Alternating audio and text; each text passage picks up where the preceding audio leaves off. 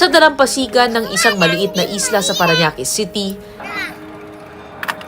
naabutan naming itinatali ni Crispin ang isang balsa. Pero hindi ito pangkaraniwan dahil ang palutang-lutang na balsang ito sa Manila Bay ang nagsisilbi nilang tirahan. Itong pulo po na to, marami pong bayan. Isa po kami sa nakatira dyan. Bigla pong dinimolis po kami. Hindi kami sabi nila, babayaran nila kami ng pera, hindi naman po kami nabayaran. Basta wala kami nauwian. Basta namatay na lang yung tatay ko. Yun, naiwan kami rito.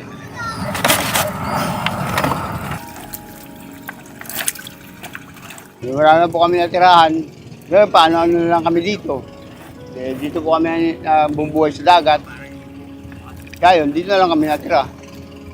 Pag-isipan namin na gumawa ng kubo-kubo, yan, kagaya nga po yan, floating.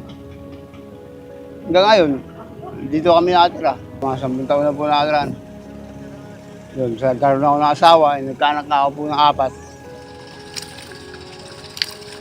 4. Address sa kalawakan ng Manila Bay. Inaanod ang kanilang bahay, ano? So, itong lokasyon na to, hindi sila lagi nandito. Minsan nandun sila, minsan nandoon. Ang buhay nila dito sa dagat, katulad na lang ng tubig, maalon. Pero maswerte tayo ngayon dahil panatag ang panahon. Yun nga lang, di natin sigurado kung bukas, ganun pa rin.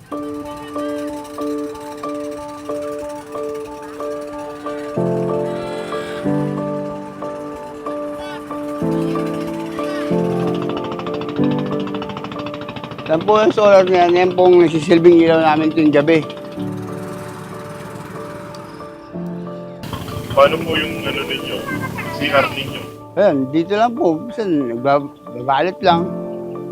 Mabilisan. Pag ano, walang tao, diretso na.